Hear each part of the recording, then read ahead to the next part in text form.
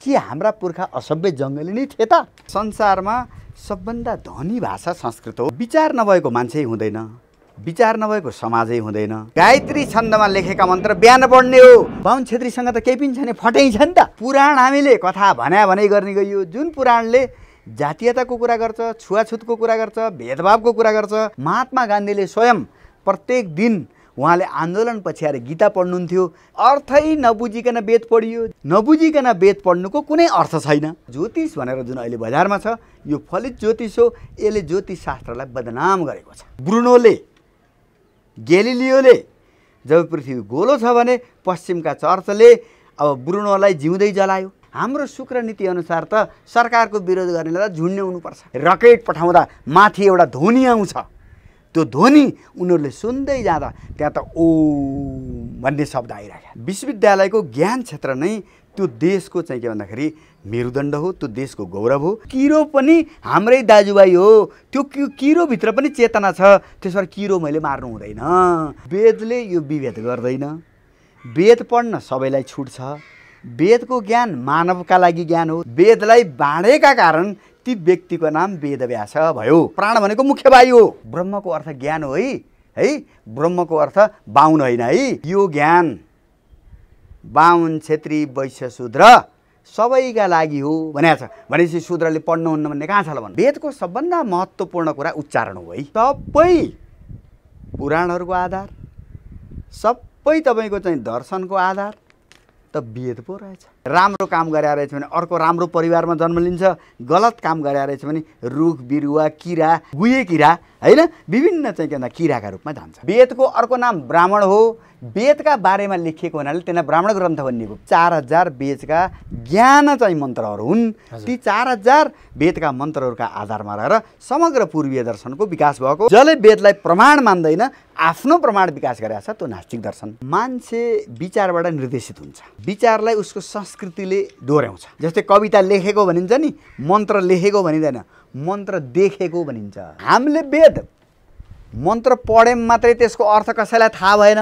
राजसत्ताले आफूलाई कसरी बलियो बनाउने भन्दा वर्ण व्यवस्थालाई जाति व्यवस्थामा परिणत गरिदियो। रामायण भने महाकाव्य हो, रामायण भने साहित्य हो। दर्शकवृन्द, आजको कार्यक्रममा प्राध्यापक डाक्टर कृष्णचन्द्र शर्मा हुनुहुन्छ। म कृष्णचन्द्र शर्मासँग आज विशेषतः बौद्धिक बहसको प्रयास गर्नेछु र उहाँसँग भएको विद्वता, बौद्धिकता तपाईँ सामु प्रस्तुत गर्नेछु। मैले भनिहालेँ, वेद आजको कार्यक्रमको मुख्य विषय हो। डाक्टर साहब, तपाईँलाई कार्यक्रममा हार्दिक स्वागत छ। सर्वप्रथम अब सम्पूर्ण श्रोताहरूलाई जो हाम्रो यो छलफल बहसमा रुचि राख्नुहुन्छ उहाँहरू सबैलाई म सर्वप्रथम मेरा तर्फबाट नमस्कार गर्छु, अभिवादन गर्छु।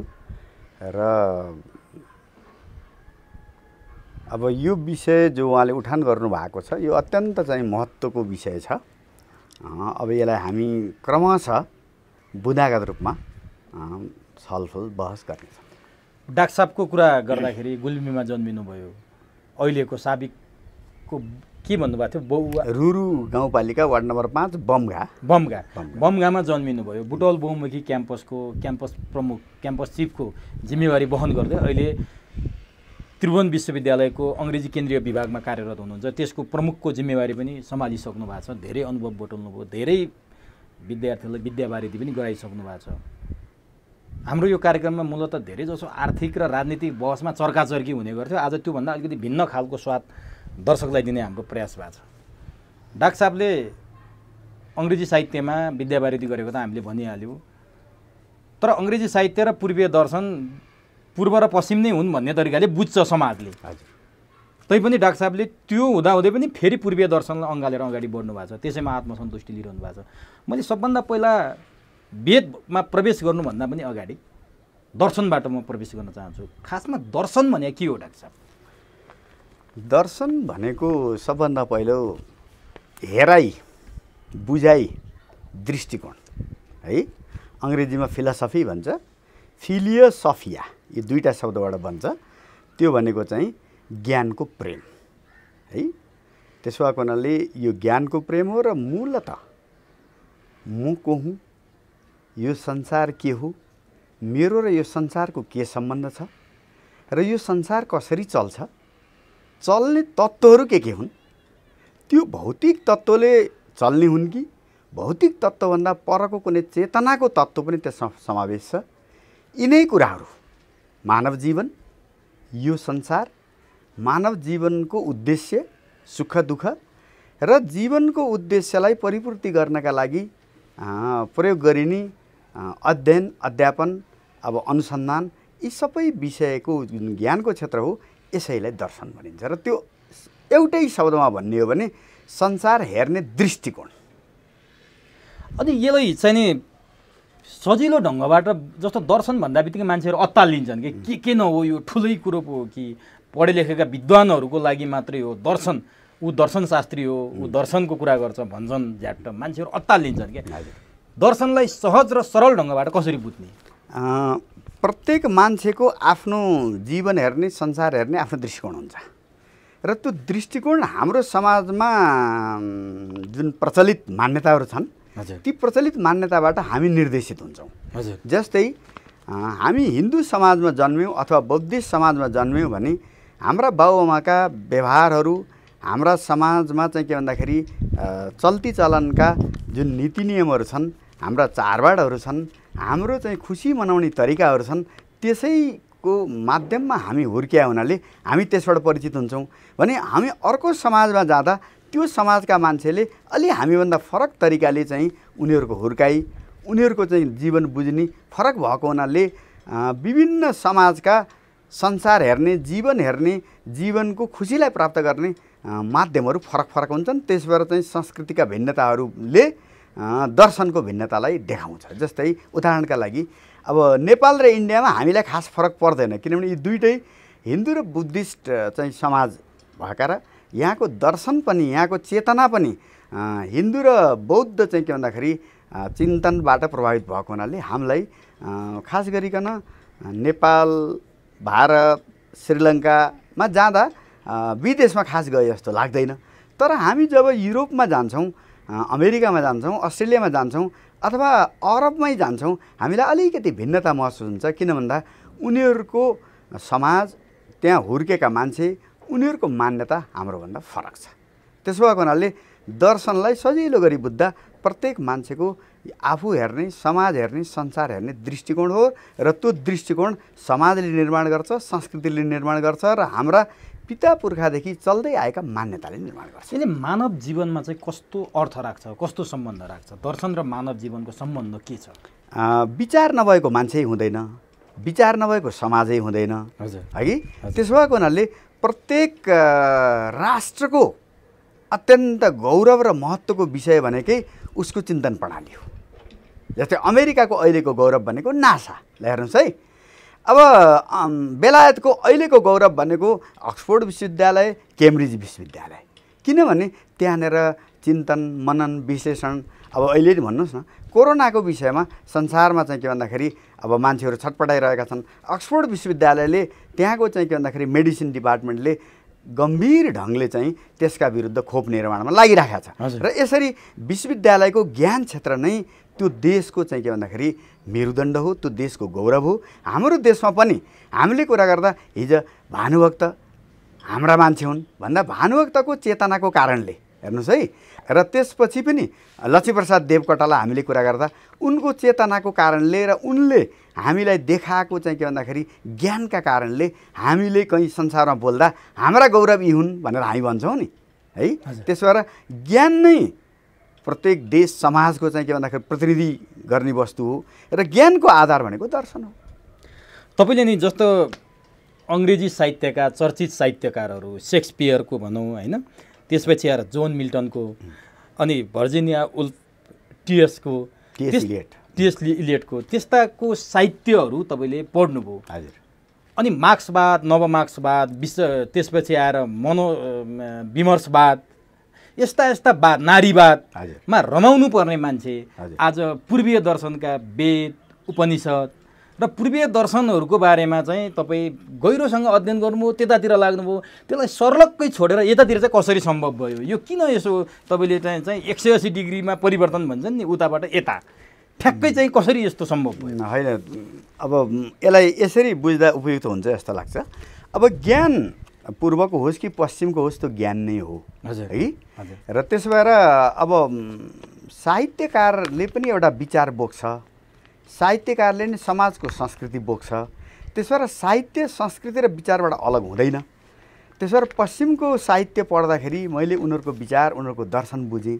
त्यसपछि मलाई जिज्ञासा के भयो भन्दा हाम्रो आफ्नो विचार, हाम्रो आफ्नो साहित्य, हाम्रो आफ्नो संस्कृति के त भनेर मैले खोज्दाखेरि, र त्योभन्दा पनि मैले जब खास गरेर जर्मन दार्शनिकहरू, जर्मन चिन्तकहरू, बेलायती दार्शनिकहरू, बेलायती चिन्तकहरू पढेँ, उनीहरूले के भनेको पाएँ भने वेद उपनिषद जस्तो दर्शन त पश्चिममा विकासै भएको छैन। र अमेरिकामा धेरै कविहरू, वाल्ट व्हिटम्यान, इमर्सन कविहरू, जस्तै बेलायतमा टी.एस. Elliot, WB. इट्स जस्ता कविहरू, यिनीहरूले चाहिँ के भन्दा गीतालाई आधार बनाएर, उपनिषदलाई आधार बनाएर, वेदको ज्ञानलाई आधार बनाएर उनीहरूले पश्चिममा साहित्य विकास गरेको देखेपछि मलाई होइन, स्रोत त यहाँ पो रहेछ त, स्रोत त हामीसँग रहेछ नि त। त्यसो भएर हाम्रो मुहान त हामीसँग रहेछ हो, स्रोतकै विषयमा हामी परिचित भएनौँ भने त यो त मूर्खता भयो नि। त्यसो भएर मैले के बुझेँ भने मैले सेक्सपियरमा जति भने पनि सेक्सपियरका बारेमा म त बेलायतीभन्दा बढी जान्ने हुन सक्दिनँ। र अब अमेरिकाको अब चाहिँ के भन्दाखेरि वाल्टर व्हिटम्यानका बारेमा अथवा इमर्सनका बारेमा म चाहिँ उनीहरूभन्दा बढी जान्ने हुन सक्दिनँ। त्यसो भएको हुनाले मैले मेरो आफ्नो ज्ञानको स्रोत, जसबाट यसरी सारा संसार प्रभावित भएको छ, जसलाई पढ्न पढाउनका लागि पश्चिमका सबै विश्वविद्यालयमा ओरिएन्टल डिपार्टमेन्टहरू खोलिएका छन्, जहाँ वेद र चाहिँ के भन्दाखेरि पूर्वीय दर्शनको पठन पाठन हुन्छ, जहाँनिर पूर्वीय साहित्यको पठन पाठन हुन्छ। र जर्मनीमा त त्यतिले पुगेन भनेर उनीहरूले 1 दर्जन संस्कृत विश्वविद्यालयहरू खोलेका छन् र प्रत्येक विश्वविद्यालयले अलग अलग वेदमा अनुसन्धान गर्छ। जब मैले यो कुरा पश्चिमको साहित्य पढेपछि, पश्चिमको दर्शन पढेपछि थाहा पाएँ, त्यसपछि मलाई होइन, यो म त मेरै बारेमा मैले नजान्दा पश्चिमले चाहिँ यसरी पढाएर छ, मैले मेरो बारेमा जान्नुपर्छ नि भन्ने मलाई लाग्यो। र म 1 दशक अघिदेखि म खास गरी यो चाहिँ पूर्वीय दर्शन के रहेछ भनेर पूर्वीय दर्शनमा म अध्ययन सुरु गरेँ। र पूर्वीय दर्शनमा पनि मैले खास गरेर वेदकै अन्तिम अङ्ग मानिने वेदान्त होइन। र अब वेदका 4 भाग छन् हेर्नुहोस् है। खास वेद भने चाहिँ के हो? अब म अब प्रवेश गरेँ यहाँ। हजुर हजुर, वेद भने के हो? किनभने तपाईँले पूर्वीय दर्शन भन्नुभयो, पूर्वीय दर्शन पक्कै पनि हामी नेपालीहरू पूर्वीय दर्शनकै कुरा गर्छौँ, पश्चिमी दर्शन त होइन। म पनि पूर्वीय दर्शनमा हुर्किएको, मेरो समाज पूर्वीय दर्शन, सबै देशै पूर्वीय दर्शन भइसकेपछि यहाँका मान्छेले वेदै बुझेको छैन, जस्तो मैले बुझेको छैन वेद। हजुर, एकदम वास्तवमा वेद भने के हो, त्यहाँबाट जाउँ त। एकदमै राम्रो प्रश्न गर्नुभयो, मैले अपेक्षा पनि गरेका थिएँ। वेदको अर्थ संस्कृतमा प्रत्येक शब्द धातु, अङ्ग्रेजीमा त्यसलाई रुट भन्छ, हजुर, त्यो एउटा धातुबाट बनेको हुन्छ है। त्यसो भएर संस्कृतमा शब्दहरूको अर्थ किटान हुन्छ हेर्नुहोस्। र संसारमा सबभन्दा धनी भाषा संस्कृत हो। र अहिले के भनिन्छ भने लगभग 3 अरब संस्कृतमा शब्दहरू छन्, त्यो संसारको कुनै भाषामा पनि छैनन्। हजुर। र त्यो संस्कृत भाषाको सबभन्दा पुरानो ग्रन्थ, सबभन्दा पुरानो ज्ञान भएको चाहिँ ग्रन्थ भनेको वेद हो। वेद भनेको चाहिँ वेदको अर्थ हुन्छ जान्नु, वेदको अर्थ हुन्छ ज्ञान, वेद भनेको नलेज हो। यहाँनिर हामीले वेदको कुरा गर्दा वेद एउटा ग्रन्थको नाम हो। त्यसलाई मैक्स मुलरले के भनेका छन् भने यो संसारको इतिहासको सबभन्दा प्राचीन ग्रन्थ हो, मैक्स मुलरले भनेका छन्। जर्मन वेदका विद्वान रुडोल्फ रोथ भन्ने मान्छेले के भनेका छन् भने हामीले हिन्दूहरूलाई माया लागेर उनीहरूको संस्कृति, उनीहरूको संस्कृतका किताब, वेदका किताब हामी पढ्न आएका होइनौँ। हामीले पश्चिमको समाज खोज्दै जाँदा होमरको इलियड भन्ने महाकाव्य 1100 ईसापूर्वमा लेखिएको हो। त्यहाँ गएर पश्चिमको समाज, पश्चिमको इतिहास, पश्चिमको धर्म दर्शन सबै टुङ्गिन्छ। त्यसभन्दा पूर्वको समाज के त भनेर खोज्दाखेरि हामी बाध्य भएर वेद पढ्न बाध्य भयौँ। त्योभन्दा पुरानो समाज वेदमा मात्रै पाइन्छ र वेदमा पनि सबभन्दा पुरानो वेद ऋग्वेद हो र वेदहरूलाई पहिला सुरुमा एउटै वेद थियो भनिन्छ। वेदलाई बाँडेका कारणले ती व्यक्तिलाई वेद व्यास भनिन्छ। वेद व्यासको अर्थ बाँड्नु हो। वेदलाई बाँडेका कारण ती व्यक्तिको नाम वेदव्यास भयो। त्यसो भएर एउटा वेदलाई वेदव्यासले अब मान्छेले सबै वेद पढ्न सक्दैनन्, त्यसो भएर यिनलाई बाँड्नुपर्छ भनेर एउटा पहिला रहेको वेदलाई उनले जसमा कविताहरू छन् धेरै हैन, ऋचा भनेको चाहिँ अब छन्दमा लेखिएका कविता भएका चाहिँ के भन्दा मन्त्र भन्छ वेदमा। हेर्नुहोस् अरू संस्कृतका उसमा चाहिँ श्लोक भनिन्छ। गीताको कुरा गर्नु हो भने हामी श्लोक भन्छौँ, अरू चाहिँ रामायणको कुरा गर्नु भने हामी श्लोक भन्छौँ, महाभारतको कुरा गर्नु भने श्लोक भन्छौँ। वेदमा वेदका वचनहरूलाई, वेदका वाक्यहरूलाई मन्त्र भनिन्छ है। र यसरी चाहिँ के भन्दाखेरि वेदव्यासले तपाईको वेदलाई 4 भागमा बाँडेर वेदव्यास भने जो तनहुमा बसेर वेद लेख्नुभयो उहाँको कुरा हो सर? हो, नाम चाहिँ तिनै वेदव्यासको र 18 पुराण पनि उनीले लेखे भनिन्छ हैन। त्यसो भएर वेदव्यासले वेदलाई 4 वटा नामबाट बाँडे, जसमा चाहिँ कविताहरू भएको अब जस्तै तपाईको गायत्री छन्द, त्रिष्टुप छन्द, जगती छन्द, अनुष्टुप छन्द लगायतका छन्दहरूमा लेखिएको कविता चाहिँ के भन्दाखेरि ऋग्वेद हो। त्यो सबभन्दा पुरानो मानिन्छ। त्यसपछि चाहिँ के भन्दाखेरि अब छन्दबद्ध नभएको गद्य पनि भएको हैन, चाहिँ के भन्दाखेरि त्यसलाई यजुर्वेद भनेर भनिन्छ र नेपालमा पढिने यजुर्वेद हो है। र तेस्रो चाहिँ गाउने सङ्गीतका रूपमा पढिने चाहिँ के भन्दाखेरि वेदलाई सामवेद भनिन्छ। सामको अर्थ सङ्गीत हो र त्यसैबाट सारेगम पदनिसा आएको हो। 7 स्वरहरू विकसित भएका हुन्। र चौथो वेद भनेको अथर्ववेद हो। र यसरी यी 4 वटा वेद। अथर्व भने के अर्थसँग सम्बन्धित हो? अथर्व भन्ने ऋषिको नाम हो। ऋषि जस्तो यजुर्वेद, सामवेदको तपाईँले परिभाषा दिनुभयो नि। सामवेद भनेको सङ्गीतसँग सम्बन्धित हो भने जस्तै अथर्ववेद चाहिँ के छ? आयुर्वेदसित सम्बन्धित, जडीबुटीसित सम्बन्धित। एउटा कुरा नि डाक्टर साहब, म यही बेला त्यो सोधिहाल्छु। हामी सानो हुँदा वेदका कुरा सुन्दाखेरि अथर्ववेद भनेको अर्थवेदसँग कुरा छ। नेपालका वेदहरू चोरी भए, यहाँ ऋग्वेद मात्रै रह्यो। सबै वेद चाहिँ नि पश्चिमाहरूले चोरेर लगे। अथर्ववेद पनि उनीहरूले लगे भन्नाले उनीहरू धनी भए र जर्मनमा त्यो वेद राखेका छन् भन्ने जस्तो एउटा हामीलाई किम्वदन्ती जस्तो सुनाइन्थ्यो क्या। वास्तवमा त्यो के थियो? त्यसो होइन। के हो भन्नुहुन्छ भने ऋग्वेद खास गरेर अब एउटा कुरा यहाँनिर म स्पष्ट पारौँ है। वेदले 33 वटा देवता मान्छ। हिन्दूहरूका 33 करोड देवता होइन नै, 33 कोटी भनेर भनियो हो। कोटी भनेको प्रकार भनेको, करोड होइन होइन। अब तपाईँलाई गनाउँछु म, 33 वटा देवता वेदले गनेको छ। ऋग्वेदले 33 प्रकारका 33 वटा नै गनाउँछ। के भन्नुहुन्छ भने अष्टवसु भन्छ हैन, जसले हाम्रो जीवन धान्न सहयोग गर्छन्, बसोबास गर्न सहयोग गर्छन्, ती वसु हुन्। वसु भनेको चन्द्रमा, सूर्य, तारा, हेर्नुहोस्, पृथ्वी, अन्तरिक्ष, आकाश है, तपाईँको अग्नि, जल। ल, यति 8 वटा अष्टवसु यिनले जीवन सम्भव बनाए। 11 रुद्र हेर्नुहोस्, 11 रुद्र भनेको चाहिँ प्राण, अपान, उदान, समान, व्यान, यी 5 वटा वायु हैन। नाग, कुर्म, कृकल, देवदत्त, धनञ्जय, यी 5 वटा उपवायु र मन 11 वटा जो हाम्रो शरीरमा प्रवेश गरेपछि हामी बाँच्छौँ। त्यसो भएर बच्चा चाहिँ के भन्दाखेरि रोएन भने डाक्टरले चिमोड्छ नि त, किनभने त्यसभित्र प्राण पस्यो कि पसेन। प्राण भनेको मुख्य वायु हो है। र मुख्य वायु पस्ने बित्तिकै बच्चा रुन्छ। जब मुख्य वायु शरीरबाट निक्लन्छ अरू मान्छे रुन्छन्। मान्छेले मर्यो भन्छन् नि हो। रुनु भनेको चाहिँ के भन्दाखेरि रुद्र हो। रुद्रको अर्थ रुनु हो। प्राण पसेपछि मान्छे रुन्छ। त्यसो भएर 11 वटा वायु शरीरमा आएपछि रोइन्छ। ती 10 वटा वायुलाई चलाउने मनले हो। त्यसो भएर 11 रुद्र यिनलाई देवता मान्यो। हेर्नुहोस्, अब 12 आदित्य भन्छ। 12 आदित्य भनेको वैशाखबाट लिएर चैतेसम्मका 12 महिना। मेष राशिमा सूर्य 1 महिना रहन्छ। 12 राशि हेर्नुहोस् है। यी 12 राशिका चाहिँ के भन्दा 27 नक्षत्र। 27 नक्षत्रमा चाहिँ प्रत्येक नक्षत्रका 4 पाउ हुन्छन्। 27 चौको कति भयो? 108 भयो। 108 पाउ हुन्छन्।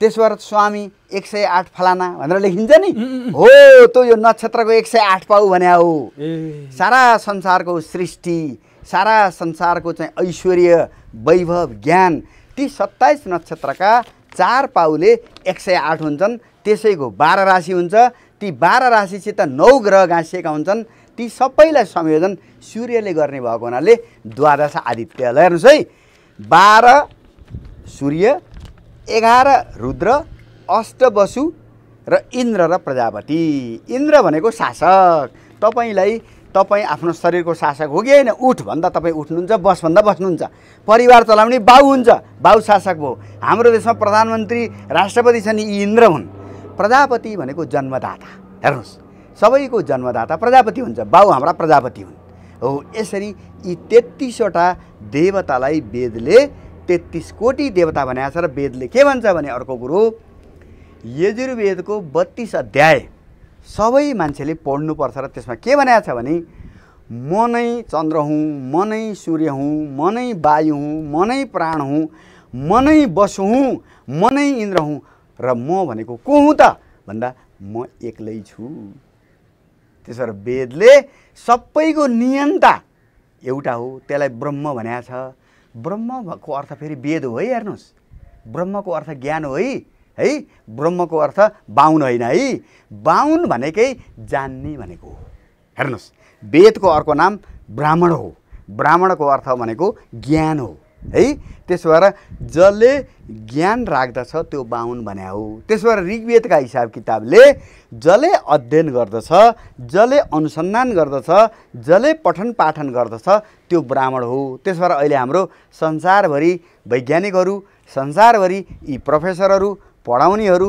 अनुसन्धान गर्नेहरू यी त सबै बाहुन हुन् नि त एउटा जाति मात्रै बाहुन होइन नि अब अर्को कुरो क्षेत्री भनेको चाहिँ जसले सेक्युरिटीमा आर्मीमा पुलिसमा मसल बडी बनाउने दादा भएर टक्क हिँड्ने वरिपरि मान्छेलाई थर्काउने शासनको क्वालिटी भएको त्यो क्षेत्रीय हो क्षेत्रीको अर्थ नै सुरक्षा हुन्छ है हेर्नुहोस् र अर्को चाहिँ इकोनोमीमा रुचि राख्ने एकदम पैसामा रुचि राख्ने ब्याङ्किङमा रुचि राख्ने अब तपाईँको पशुपालन कृषि व्यापार उद्योगमा रुचि राख्ने त्यो वैश्य हो यी सबै केही नगर्ने अब चाहिँ के भन्दाखेरि पछि लाएर नेताका पछि लाएर हिँड्छन् नि अहिले हो त्यसरी यी कुनै कुरामा पनि पढाइ लेखाइमा पनि रुचि नराख्ने तपाईँको चाहिँ के भन्दाखेरि आर्मी पुलिसमा सुरक्षामा पनि रुचि नराख्ने तपाईँको चाहिँ ब्याङ्किङहरू इकोनोमिक एक्टिभिटिजमा पनि रुचि नराख्ने म्यानेजमेन्टमा पनि रुचि नराख्ने त्यस्ता मान्छेहरू खास गरिकन अहिलेको राजनीति गर्नेका राजनीति कर्मीहरू जस्ता यी सबैलाई शूद्र भनिएको हो ए भनेपछि कुनै पर्टिकुलर जात कुनै कुलमा जन्मेर जात जाति ऋग्वेदको होइन ऋग्वेदको हिसाबले त हुँदै होइन र अर्को कुरो म यहाँलाई स्पष्ट पार्छु यजुर्वेदको 26 अध्यायको दोस्रो मन्त्र हेर्नुहोस् त्यसमा के भनेको छ भने मैले यजुर्वेद 26 अध्याय दोस्रो मन्त्र है के भनेको छ भने यो ज्ञान बाहुन क्षेत्री वैश्य शूद्र सबैका लागि हो भनेको छ भनेपछि शूद्रले पढ्नुहुन्न भन्ने कहाँ छ ल भन्नुहोस् यो कसरी गलत कुरा व्याख्या गरियो त डाक्टर साहब हो म यही आउँदैछु अब हजुरले वेद भनेको ज्ञान भन्ने अर्थ बुझ्नुभयो नि हैन र वेदको ज्ञानलाई सर्वप्रथम वेदव्यासले सुरु गरे र उनले के गरे भन्दाखेरि 4 वेद बनाइसकेपछि 4 जना शिष्यलाई पहिलो वैशम्पायन जैमिनी र जयन्तु है यी 4 वटा शिष्य पहिलो वैशम्पायन जैमिनी र जयन्तु यी 4 वटा शिष्यलाई यिनले 4 वेद पढाए अब सबैले वेद अब धान्न सक्दैनन् भन्ने हिसाब किताबले यिनले अब 4 वटा शिष्यलाई ऋग्वेद यजुर्वेद तपाईँको चाहिँ सामवेद र अथर्ववेद पढाए यी 4 वटा शिष्यले अब आफ्ना आफ्ना शाखाहरू विस्तार गर्दै गए र तिनैलाई चाहिँ के भन्दाखेरि शाखा भनेर भनिन्छ र वेदका अरू पनि नाम छन् है जसलाई वेद भन्छौँ हामीले त्यसलाई चाहिँ त्रयी भन्ने नाम पनि छ श्रुति भन्ने नाम पनि छ आम्नाय भन्ने नाम पनि छ यही वेद हो चारवटै वेदको नाम हैन जस्तै हाम्रो हुन्छ नि अब मेरो नाम कृष्णचन्द्र भयो भनेपछि आमाले मलाई बोलाउँदा कान्छा भन्नुहुन्छ अथवा कसैले बोलाउँदा पण्डितको छोरो भन्छ अथवा कसैले गुलमेली भन्ला हैन हो यसरी चाहिँ ती चाहिँ वेदहरूको शाखा नाम हो शाखा कस्तो छ भन्नुहुन्छ भने तिनै वैशम्पायन पहिला जैमिनी र यी जयन्तुले फेरि आफ्ना आफ्ना शिष्यहरूलाई त्यो उच्चारण परम्परा, वेदको सबभन्दा महत्त्वपूर्ण कुरा उच्चारण हो है। वेदमा कुनै पनि स्वर बिरिनु हुँदैन र पश्चिमले वेदमा उनीहरू छक्क परेको कुरा के हो भन्नुहुन्छ भने जब अब हेर्नुहोस् 1783 मा म तपाईँलाई अब एउटा इतिहास भन्दैछु है। 1783 मा कलकत्तामा विलियम जोन्स भन्ने मान्छे त्यहाँका हाइकोर्टका न्यायाधीश भएर आए, बेलायती, र उनी विद्वान मान्छे थिए र उनले चाहिँ संस्कृत के रहेछ पढ्नु पर्यो भनेर रोयल सोसाइटी अफ बङ्गाल भन्ने एउटा संस्था स्थापना गरे। हेर्नुहोस्, त्यो इस्ट इन्डिया कम्पनीको विद्वानहरूलाई निर्देशित गर्ने पछि गएर धेरै ठुलो संस्था बन्यो। हेर्नुहोस्, त्यो चाहिँ 1783 मा ती चाहिँ हाइकोर्टका न्यायाधीश बनेर आएका विलियम जोन्सले स्थापित गरे र इन्डियाका विद्वानहरूलाई उनले बोलाए। उनले चाहिँ छलफल गरे।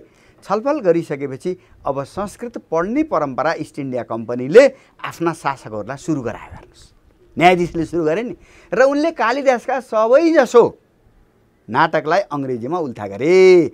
मनुस्मृतिलाई उनले 1790 मै उल्था गरे। त्यसपछि वारेन हेस्टिङ चाहिँ के तपाईँको चाहिँ बेलायतको इन्डियामा गभर्नर भएर आइसकेपछि उनीहरूले के सल्लाह गरे भन्दा भारतमा शासन गर्नु छ भने भारतको संस्कृतिको आधार बुझ्नु पर्यो नि त। त्यो आधार बुझ्नलाई संस्कृतमा लेखिएका सम्पूर्ण ग्रन्थहरू बुझ्नु पर्यो नि त। र बुझ्दै जाँदा उनीहरूले के बुझे भने सबै पुराणहरूको आधार, सबै तपाईँको चाहिँ दर्शनको आधार त वेद पो रहेछ। त्यसो र मनुस्मृतिमा धर्मो मूलम वेद भनेको छ कि वेद नै सबै धर्मको मूल हो। धर्म भने के भन्नुहोस्, फेरि हाम्रो चाहिँ के भन्दाखेरि पूर्वीय सिद्धान्त अनुसार धर्म भनेको तपाईँले गर्ने कर्तव्य हो। विद्यार्थीको धर्म पढ्ने हो, शिक्षकको धर्म पढाउने हो, बाबुआमाको धर्म छोराछोरी राम्ररी पाल्ने हो, छोराछोरीको धर्म घरमा आवश्यक पर्ने कर्तव्य पालन गर्ने हो। हाम्रो धर्मसूत्र भनेको निश्चित रूपमा पनि के हो भन्दाखेरि हाम्रो चलिआएको मान्यता अनुसार समाज, परिवार, हाम्रो समुदायको कर्तव्यलाई पालन गर्ने हो। धर्म भनेको अन्धविश्वास होइन। ढोंगी बनाइयो त धर्म। अब म आउँदैछु। अब हेर्नुहोस् है, अब वेदमा यी चारजना शिष्यहरूले आफ्नो परम्परा अगाडि बढाउँदै गए। त्यस बढाउँदै गइसकेपछि अब ऋग्वेदमा 21 शाखा विकसित भए, यजुर्वेदमा 101 शाखा विकसित भए, सामवेदमा 1000 शाखा विकसित भए र अथर्ववेदमा 26 शाखा विकसित भए र समग्र रूपमा 1131 शाखा, वेदका 1131 शाखा विकसित भए र अब वेदलाई पढ्नका लागि वेदाङ्गको विकास गरियो। हेर्नुहोस्, वेदाङ्ग भनिन्छ, वेदाङ्ग 6 खालको हुन्छ, यो हजुरले पनि जान्नुपर्छ है, हाम्रा श्रोताले सबैले जान्नुपर्छ। पहिलो कुरो, वेदमा उच्चारण महत्त्वपूर्ण हुन्छ। उच्चारण महत्त्वपूर्ण भएको हुनाले ऋग्वेदले, यजुर्वेदले, सामवेदले र अथर्ववेदले उच्चारणका लागि ग्रन्थहरू, जसलाई अहिले हामी अङ्ग्रेजीमा फोनेटिक्स भन्छौँ, फोनोलोजी भन्छौँ, उच्चारण विधि भनौँ न, उच्चारण विधिलाई त्यति बेला शिक्षा भनियो। शिक्षा शास्त्र भनेको वेदमा उच्चारण विधि हो। त्यसबाट यी चारवटै वेदका आफ्ना उच्चारण विधि विकास गरे। त्यसपछि कल्प भनेको यी वेदका मन्त्रहरू त यज्ञ गर्नका लागि हो। हेर्नुहोस्, यज्ञ भनेको फेरि के हो भन्नुहुन्छ भने नि, यज्ञ भनेको अग्निलाई हवन गर्ने हो है। र अग्नि भनेको वेद अनुसार मान्छे र देवतालाई जोड्ने हो। हेर्नुहोस्, मान्छे र देवताका बिचमा, पृथ्वी र आकाशका बिचका सम्बन्ध गर्ने, मध्यस्थता गर्ने अग्निले हो। त्यसो र ऋग्वेदको पहिलो मन्त्र नै अग्निबाटै सुरु हुन्छ।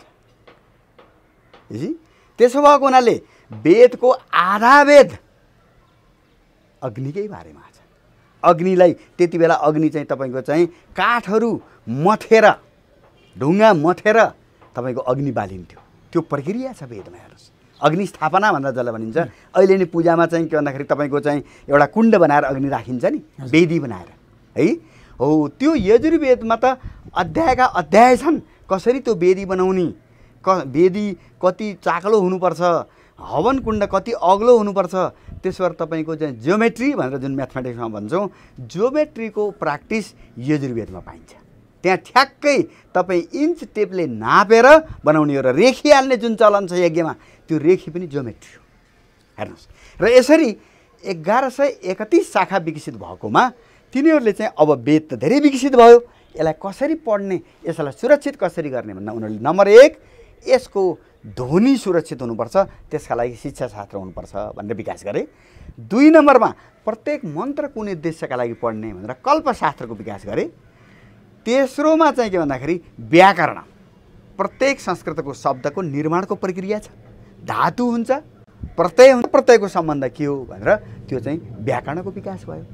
त्यसपछि व्याकरणले व्याख्या गर्न नसकेका शब्दहरूलाई निरुक्त भनेर ती शब्दको पनि जरो व्याख्या गर्ने, इङ्ग्लिसमा इटिमोलोजी भन्छ है, त्यो शब्दको जरो, जस्तै रिलिजन भन्ने शब्द बनाउने कहाँबाट आयो त त्यो शब्द, तपाईँ इङ्ग्लिसमा हेर्नुभयो भने नि इङ्ग्लिसमा इटिमोलोजी भनेर दिन्छ, यो लेटिन भाषाबाट आयो कि ग्रिक भाषाबाट आयो कि फ्रान्सबाट आयो कि, हो त्यो हुन्छ हो। त्यसबाट वेदमा वेदको शब्द कहाँबाट आयो त, कसरी बनाउ त, त्यसलाई चाहिँ निरुक्त भन्छ।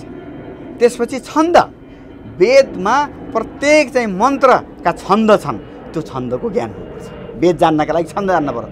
त्यसपछि 6औं नम्बर ज्योतिष हो, वेदका मन्त्र गायत्री छन्दमा लेखेका मन्त्र बिहान पढ्ने हो। त्यो गायत्री मन्त्र भने एउटा मात्रै होइन, त्यो छन्दको नाम हो, त्यसमा 100औं मन्त्रहरू छन्, 24 अक्षरका मन्त्रहरू गायत्री मन्त्र, त्यसलाई बिहानमा पढ्ने हो। हेर्नुहोस्, र जगती त्रिष्टुप छन्दका मन्त्रहरूलाई दिउँसोमा पढ्ने हो, अरू चाहिँ जगती र अरू मन्त्रहरू साँझमा पढ्ने हो। यसरी चाहिँ ज्योतिषको 2 भाग छ, फेरि संहिता भाग जो म्याथमेटिकल छ, जसमा छाया घडी बनाइन्छ, जसले हिजोका दिनमा तपाईँको चाहिँ के भन्दा पानीमा उनीहरूले समय निकाल्थे, आकाशको मापन गर्थे, 100 वर्ष पछिको चाहिँ तपाईँको चाहिँ सूर्यग्रहण चन्द्रग्रहण निकाल्थे होइन, त्यो संहिता तपाईँको चाहिँ के भन्दा सिद्धान्त चाहिँ ज्योतिष हो है त्यो है। त्यसैमा तपाईँको भास्वती, अब चाहिँ के भन्दाखेरि तपाईँको सूर्य मार्तण्ड चन्द्र मार्तण्ड भने त्यो विशुद्ध अङ्कगणित हो, त्यो हाम्रा म्याथमेटिसियनहरूले पढ्ने कुरा हो त्यो। र अर्को हाम्रो ज्योतिष भनेर जुन अहिले बजारमा छ, यो फलित ज्योतिष हो, यसले ज्योतिष शास्त्रलाई बदनाम गरेको छ। त्यस भएर अब वेद पढ्नका लागि 6वटा अङ्ग भए वेदका। हेर्नुहोस्, ज्योतिष, छन्द होइन, निरुक्त, व्याकरण, कल्प, शिक्षा। अब हेर्नुहोस्, यो भएपछि वेद पढ्न पाइयो होइन, पढ्न पाइयो भन्नाले वेदलाई शुद्ध रूपमा पढ्न वेदको यति कुराको फन्डामेन्टल आधारभूत ज्ञान हुनु हो चाहियो। र वेदको उच्चारणका लागि शिक्षा जान्न पर्यो, कहाँ प्रयोग गर्ने भन्नका लागि कल्प जान्न पर्यो होइन, त्यसको चाहिँ कसरी बनाएको छ भनेर व्याकरण जान्न पर्यो, यसको मूल के हो भन्नाले चाहिँ के भन्दा निरुक्त जान्न पर्यो, र यो कुन छन्दमा छ भनेर चाहिँ छन्दशास्त्र जान्न पर्यो। अब यसमा हेर्नुहोस् है, अब प्रत्येक शाखाका ज्योतिष सबैका लागि एउटै हो, छन्द पनि उस्तै हो, र निरुक्त पनि उस्तै हो होइन, व्याकरण पनि वैदिक व्याकरण उस्तै हो, तर शिक्षा सबैका आफ्ना आफ्ना छन्। हेर्नुहोस्, एकदमै कविता जस्तो पढ्ने ऋग्वेद हो, पद्यात्मक, एकदम गानाका रूपमा जति पनि तपाईँको चाहिँ शास्त्रीय गान भन्नुहुन्छ, सामवेद हो, शास्त्रीय गान, त्यही ऋग्वेदका मन्त्रलाई जब गानाका रूपमा सारेगम पदको चाहिँ के भन्दाखेरि शास्त्रीय सङ्गीत अनुसार जब त्यसलाई 7 स्वरमा ढालेर तपाईँको चाहिँ हाम्रा पहिलाका चाहिँ म्युजिसियनहरूले त तपाईँको चाहिँ बाजा बजाउँदा सिसा फुट्थे नि, हो, त्यो ध्वनिमा त ताकत छ नि, हो, त्यो चाहिँ के भन्दाखेरि सामवेदमा तिनै ऋग्वेदका मन्त्रहरू पढियो। यजुर्वेदका मन्त्रहरू अलि गद्यात्मक हुन्, निबन्ध जस्ता हुन् है, र अथर्ववेदमा शान्ति मन्त्रहरू र तन्त्र मन्त्र भनेर जसलाई भन्छौँ नि हामीले, शान्ति पाठ गरिन्छ नि, यो सबै शान्ति पाठहरू तपाईँको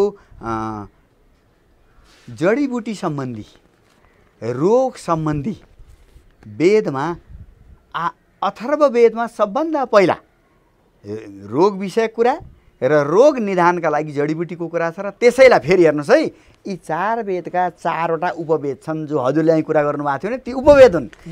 अथर्ववेदको उपवेद आयुर्वेद हो, हेर्नुहोस् है, सामवेदको उपवेद गान्धर्व वेद हो, गान्धर्व वेदमा सम्पूर्ण म्युजिक छ। हेर्नुहोस्, यो भरतनाट्यम भन्ने नाटकको परम्परा छ, त्यो तपाईँको चाहिँ के सामवेदको उपवेद हो। यजुर्वेदको उपवेद धनुर्विद्या हो। हेर्नुहोस्, धनुर्वेद हो।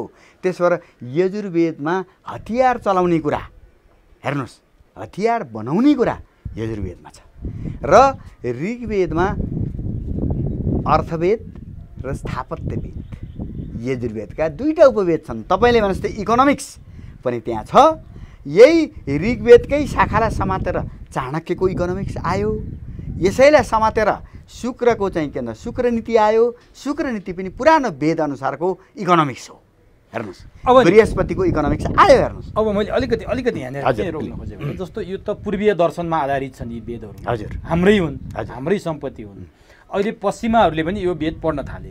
पूर्वीय दर्शन र पश्चिमा दर्शन बिचको समानता र भिन्नता के छ, यति भनेपछि अलिकति वेदमा जान अझै पछाडि जान सजिलो। अब केही मूलभूत भिन्नता त आफ्ना छन्, तर केही कुराहरू दुईटैका समानता के छन्? दुईटै दर्शनले अध्ययन गर्ने मानव जीवन, हजुर, यो सृष्टिको निर्माण र मानव जीवन र सृष्टिको बिच अन्तर सम्बन्ध, मानव जीवनको उद्देश्य, यति चारवटा कुरामा पूर्व र पश्चिमले मुख्य रूपमा दर्शनमा यी चारवटा कुरालाई दुवैतिर अध्ययन गरिन्छ भने हाम्रामा सबै कुरालाई हाम्रो चाहिँ सर्कलमा हामी हेर्छौँ।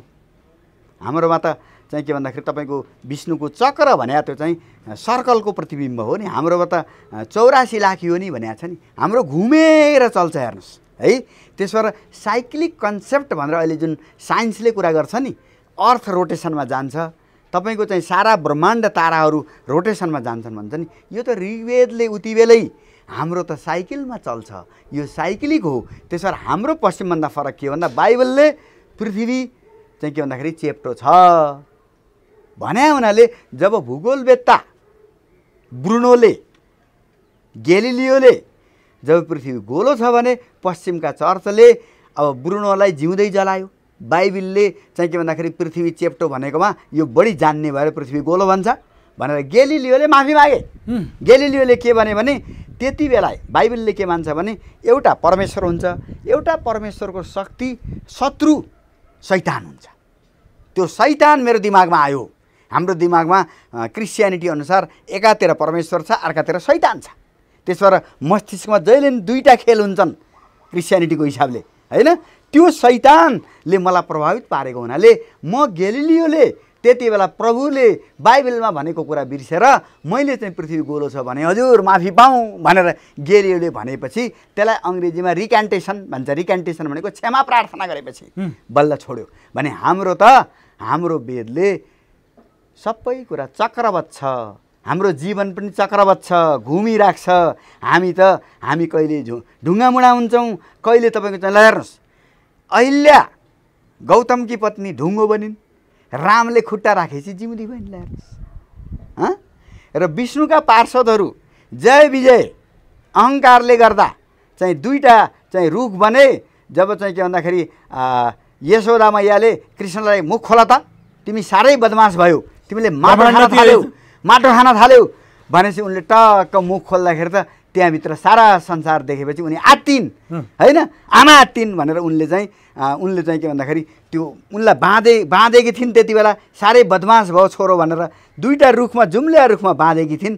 ती रुखलाई नै उनले लतारे अलि पर पुर्याउँदा दुईटै रुख लडेर दुईटा मान्छेका रूपमा त्यहाँ उत्पत्ति भए। तिनीहरूले भने प्रभु हाम्रो कल्याण गर्नुभयो, हामी त चाहिँ विष्णुका जय विजय हौँ, हामी रुख बनेका थियौँ। ल हेर्नुहोस्, हाम्रो शास्त्रले के मान्छ भने हामी त ढुङ्गो माटो पनि बन्छौँ, विष्णु पग्लेर गण्डकी बनायो भने हो नि त नि, काली गण्डकी शालिग्राम। ल हेर्नुहोस् है, शिवको चाहिँ जटाबाट भागीरथी है गङ्गा आइन्। त्यसो भएर हाम्रो त ढुङ्गा मुढा पनि हाम्रा भाइ बहिनी हुन्, रुख बिरुवा पनि हामी जस्तै हुन्। र पूर्वीय दर्शन र वेदको फेरि सम्बन्ध त होला नि, म त्यही भन्दैछु। अब त्यसपछि चाहिँ यो सबै जीव जगत जन्तु जति छ पूर्वीय दर्शनका हिसाबले अन्तर सम्बन्धित छ। हामी गाँसिया छौँ, त्यो किरो पनि हाम्रै दाजुभाइ हो, त्यो किरोभित्र पनि चेतना छ। त्यसो भएर किरो मैले मार्नु हुँदैन। त्यसो भएर जैनीहरूले मुखमा ब्रस गर्दैनन्, हिँड्दाखेरि जहिले नै मास्क लाएर हिँड्छन्, किरो नमारियोस् भनेर। हेर्नुहोस् है, हाम्रो एउटा भिन्नता चक्रीय संसार, पश्चिमको फ्ल्याट वर्ल्ड एउटा कन्सेप्टको डिफ्रेन्स। अर्को हामीले पुनर्जन्म मान्दछौँ। हामी त मरेपछि 10 दिनपछि हाम्रो चाहिँ यहाँ अड्किरहँदैन। हाम्रो स्वर्ग जाने भए राम्रो काम गरे भए स्वर्ग जान्छ, अर्को जन्ममा जाने भए अर्को जन्ममा जान्छ। त्यसो भएर राम्रो काम गरे रहेछ भने अर्को राम्रो परिवारमा जन्म लिन्छ, गलत काम गरे रहेछ भने रुख बिरुवा किरा, अब तपाईँको चाहिँ के भन्दाखेरि अब भैँमा हिँड्ने किरा, गुहे किरा होइन, विभिन्न चाहिँ के भन्दा किराका रूपमा जान्छ। त्यसो भएर पश्चिमको र हाम्रो मूलभूत दार्शनिक भिन्नता भनेको पुनर्जन्म सम्बन्धी अवधारणा र संसारलाई हेर्ने अब यो फ्ल्याट कन्सेप्ट र सर्कुलर कन्सेप्ट, यी दुईटा भिन्नता हुन्। अब मानव जीवन के अरे वेद र पूर्वीय दर्शनको सम्बन्ध अब म भन्दैछु। पूर्वीय दर्शनमै आधारित भएर पूर्वका समग्र दर्शनहरू विकसित भएका हुन्, मुख्य कुरा है। त्यसैलाई अब चाहिँ के भन्दाखेरि विभिन्न नामहरू दिइयो। वेदले जसलाई ब्रह्म भनौँ, तत्त्व भनौँ, वेदले के भनौँ भने त्यो ब्रह्मको तत्त्व के हो त भनेर भन्दाखेरि यजुर्वेदको 32 अध्यायको 1 र 2 मन्त्र, 32 अध्यायको होइन 31 अध्यायको 1 र 2 मन्त्र, ओमकार भनेकै चाहिँ के भन्दा म हुँ भनेको छ। र पतञ्जलिले योग सूत्रमा तस्यो वाचक प्रणव भनेका छन्। यो योग सूत्रको एउटा सूत्र हो है। तस्यो वाचक प्रणव भनेको के हो भने God's name is Pranav, Pranav भनेको ओमकार।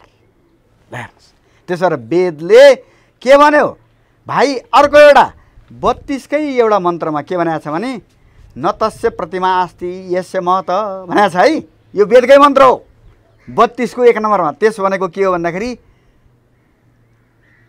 जसको यति ठुलो महत्ता छ है, त्यो महान ब्रह्म, त्यो सबैलाई नियन्त्रण गर्ने सूर्य चन्द्र तारा सबैलाई, पृथ्वी तपाईँको चाहिँ के भन्दाखेरि अग्नि, अब तपाईँको चाहिँ के भन्दाखेरि यो समुद्र जलका स्रोतहरू सबैलाई नियन्त्रण गर्ने त्यो म हुँ र त्यो म ओमकार हुँ। हेर्नुहोस् है। अब त्यसो भएको हुनाले 32 अध्यायमा यी सबै विभिन्न रूप मेरा हुन्, अन्तिममा म एउटै हुँ। 33 वटा मेरा यी रूप छन् काम गर्नका लागि, संसार धान्नका लागि। सूर्यका रूपमा, वायुका रूपमा, अग्निका रूपमा, पृथ्वीका रूपमा म आएको छु। 33 कतिको तरिकाले आएको छु, 33 किसिमले आएको छु, कोटी भने किसिम। तर मूलत म एउटै हुँ, म ज्योति रूप हुँ भनेको छ। हेर्नुहोस्, म ज्योति हुँ भनेको छ। ल भन्नुहोस्, बाइबलमा पनि के हुन्छ भने मोजेसले माउन्ट अफ सिनाईमा देखेको ईश्वर भनेको त ज्योतिको मुस्लो हो नि त। भनेपछि वेदले भनेको ज्योति रूप, र ज्योति रूप म 2 रूपले प्रकट हुन्छु भनेको छ नै। फेरि यहाँ पनि आकाशमा म सूर्य चन्द्रका रूपमा प्रकट भएको छु, पृथ्वीमा म अग्निका रूपमा प्रकट भएको छु, र म नै फेरि देवतालाई मान्छेलाई जोड्ने मिडियम पनि म नै हुँ। त्यसो भएर देवतालाई हामीले जुन हवन गरिन्छ त्यो हवन धुवाँ हुन्छ, र त्यो धुवाँबाट बादल हुन्छ, र त्यो बादल वृष्टि भएर तल झर्छ, र वृष्टिपछि चाहिँ के भन्दाखेरि अन्न जन्मिन्छ, र अन्न मान्छेले खाएपछि त्यो पञ्चतत्त्वको रूपमा मान्छेको शरीरमा चाहिँ रगत बन्छ, तपाईँको मासु बन्छ, हड्डी बन्छ, र अन्तिममा वीर्य बन्छ। यसैलाई अष्टधातु भनिन्छ। र यसरी यो अष्टधातु बन्ने क्रममा यज्ञको मुख्य योगदान छ। किनभने यज्ञमा गरिएको हवनले, त्यो चाहिँ के भन्दा जौले, तपाईँको चाहिँ घिउले वरिपरिका किराहरू मर्छन्, र त्यसपछि त्यो वायु शुद्ध हुन्छ, र त्यो चाहिँ माथि गएको धुवाँले तपाईँको चाहिँ बादल बन्छ, र बादल फेरि वृष्टि हुन्छ। र यसरी मान्छे र यज्ञको बिचमा सम्बन्ध छ। र यज्ञ भनेकै म हुँ भनेर फेरि ब्रह्मले के भनौँ, म यज्ञकै रूपमा आएको छु, यज्ञ मार्फतै म संसारलाई धानेको छु। त्यसो मलाई बुझ्नलाई ओमकार बुझ भनेपछि यसको मानव जीवनसँगको सम्बन्ध यही हो, अन्तर सम्बन्ध यो हो। र यिनै कुरालाई व्याख्या गर्नका लागि समग्र षड्दर्शन, समग्र 18 पुराण, समग्र रामायण महाभारत, समग्र चाहिँ गीता, अब उपनिषदहरू र तपाईँको चाहिँ के भन्दाखेरि ब्रह्मसूत्र लेखियो। अब हजुरलाई एउटा कुरो अर्को भन्छु, वैदिक साहित्य भनौँ, वैदिक साहित्यको विकासको 4 चरण छ। सबभन्दा पहिला मन्त्रहरू आए, मन्त्रहरूलाई जम्मा गरियो, त्यसलाई संहिता भन्छ होइन। संहिता भनेको कलेक्सन हो है, सङ्कलन हो है, एन्थोलोजी भनौँ इङ्ग्लिसमा, कलेक्सन भनौँ, त्यो चाहिँ सङ्ग्रह हो। त्यसो भएर ऋग संहिता भनेको ऋग्वेदका मन्त्रहरूको सङ्कलन। यजुर संहिता भनौँ नि यजुर्वेदका मन्त्रको सङ्कलन। त्यसरी 4वटा त मन्त्रको सङ्कलन भयो। ऋग संहिता, यजु संहिता, साम संहिता र तपाईँको चाहिँ के भन्दाखेरि अथर्ववेद संहिता भयो। र यी संहितालाई फेरि व्याख्या गरिया छ, त्यसलाई ब्राह्मण ग्रन्थ भन्छ।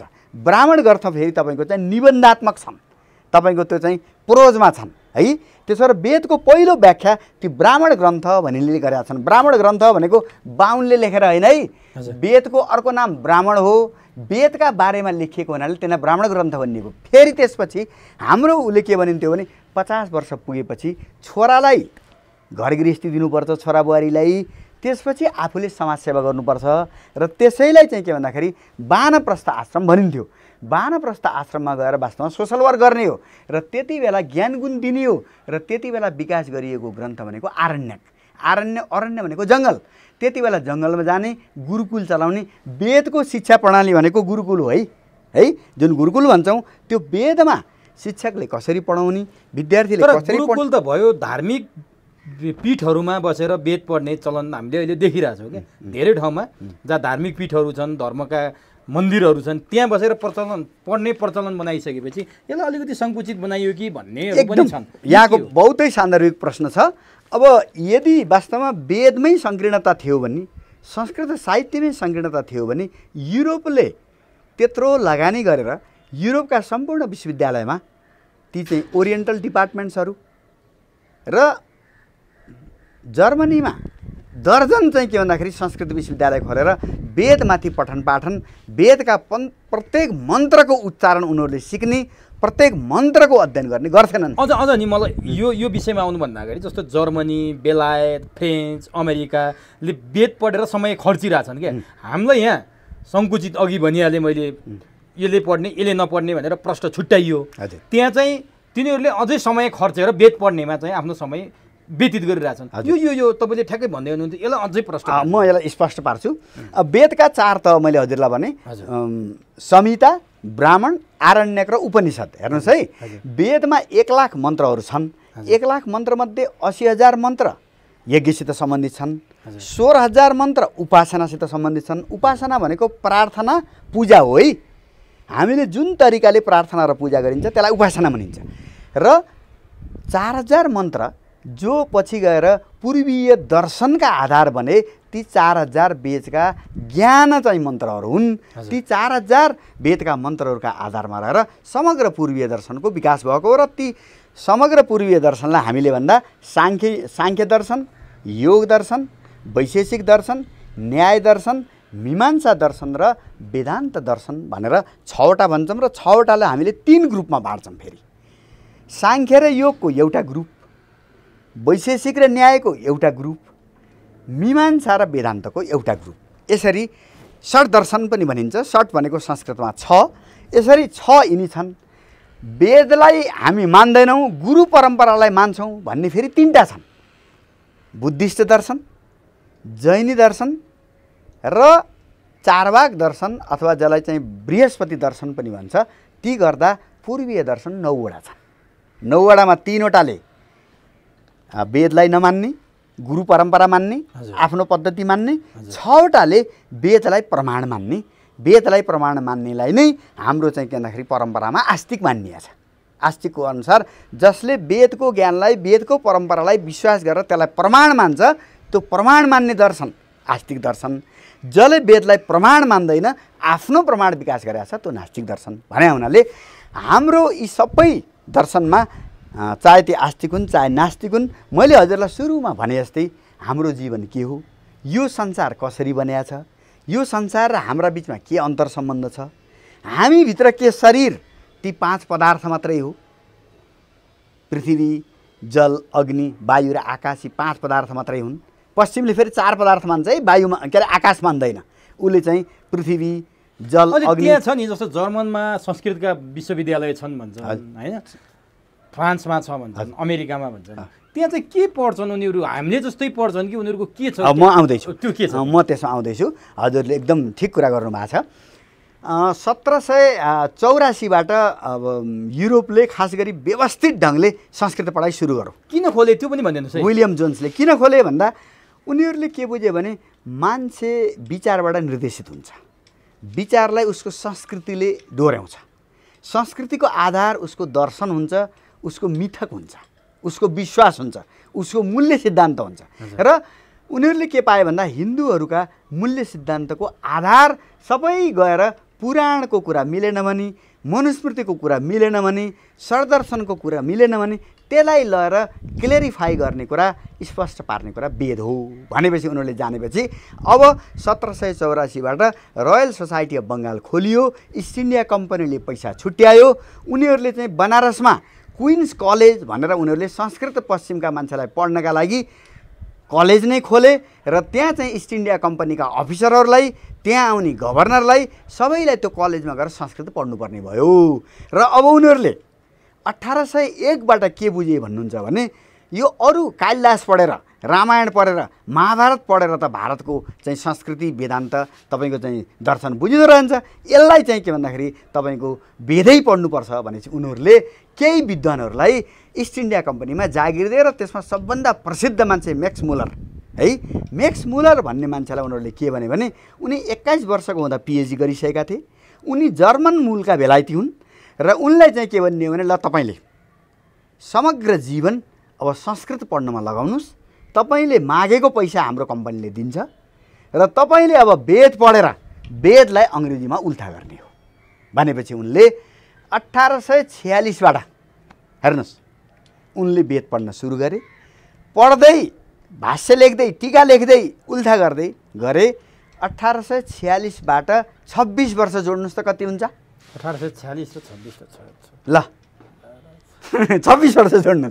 26 वर्षसम्म उनले त्यसरी गर्दै जाँदा समग्र ऋग्वेद उनले चाहिँ अङ्ग्रेजीमा उल्था गरे। 1872सम्म गरे उल्था गरिसकेपछि उनले अब ऋग्वेदका फेरि मैले અહીં वेदाङ्ग भने नि, वेदका 6वटा अङ्ग शिक्षा, कल्प हैन, व्याकरण, अब निरुक्त, छन्द, ज्योतिष, तिनलाई उनले अध्ययन गरे। हेर्नुहोस् र उनले 1889बाट 1910सम्म अक्सफोर्ड विश्वविद्यालयले 50 भोल्युममा सिक्रेट नलेज अफ इस्ट भनेर हाम्रा वेद, वेदान्त, सरदर्शन, ब्राह्मण, आरण्यक, उपनिषद सबैको अङ्ग्रेजीमा उल्था गरेर उनीहरूले छापे। हेर्नुहोस् है, एउटा एकातिर।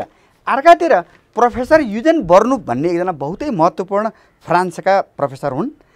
तिनका 7वटा शिष्य थिए। ती 7वटा शिष्यमध्ये 3टा शिष्यले एसियामा अनुसन्धान गरे। एउटा यिनै मैक्स मुलर हुन्। अर्का चाहिँ सिल्वान लेवी भन्ने जसले नेपालको इतिहास लेखेका छन् फ्रेन्चमा, ती फ्रान्सेली। र अर्को चाहिँ रुडोल्फ रोथ भनेका जर्मनी। अब जर्मनीमा वेद लाने मान्छे यिनी हुन्।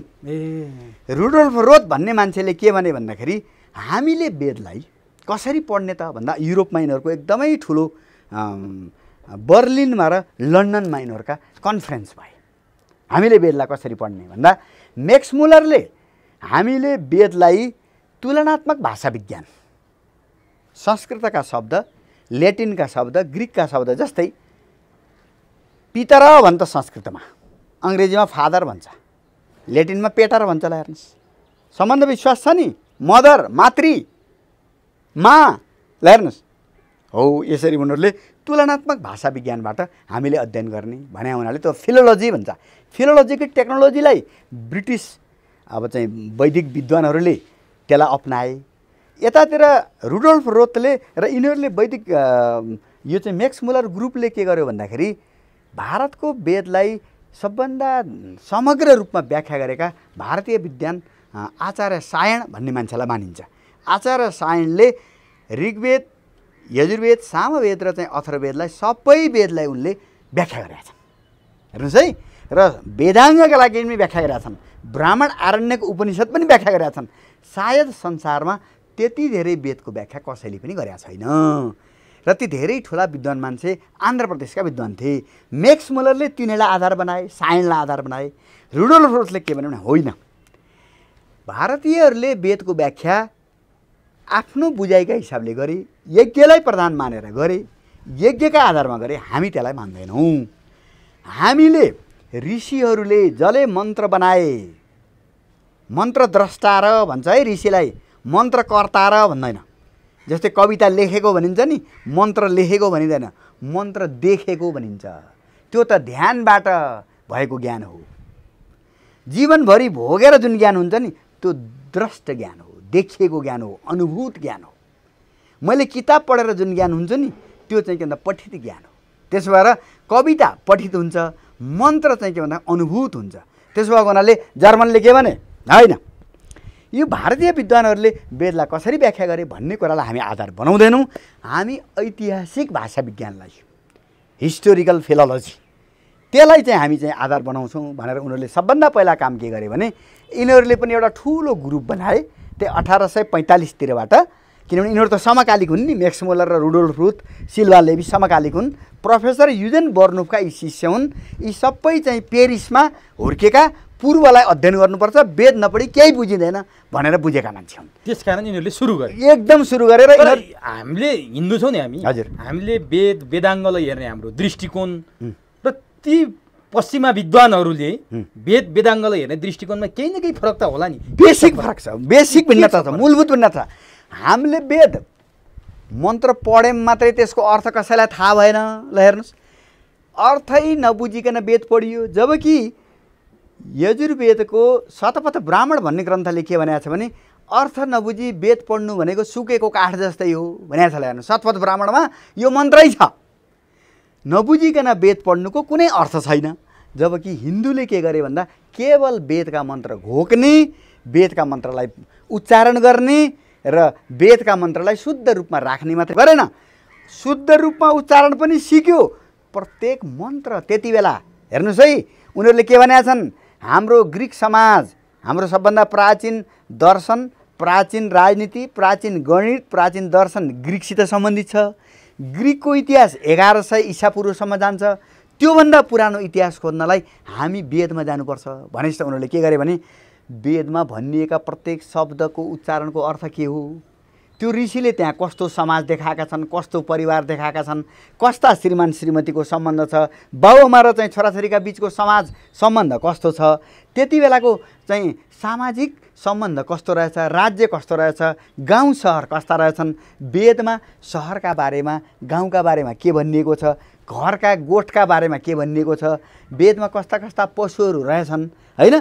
त्यो ती बेलाको समाज हामीले उनीहरूले कसरी पढे, प्राचीन इतिहास, प्राचीन समाजशास्त्र, प्राचीन मानवशास्त्र, प्राचीन भाषाको इतिहास, प्राचीन मान्छेलाई बुझ्नका लागि हाम्रा पुर्खाले कस्तो बोल्दा रहेछन्, कस्तो बुझ्दा रहेछन्, तिनीहरूको मनोविज्ञान कस्तो रहेछ तिनीहरू। र वेदमा हेर्नुहोस् है, ऋग्वेदमा 10 मण्डल छन्, 10 च्याप्टर छन्, 10 च्याप्टरभित्र धेरै सूक्तहरू छन्।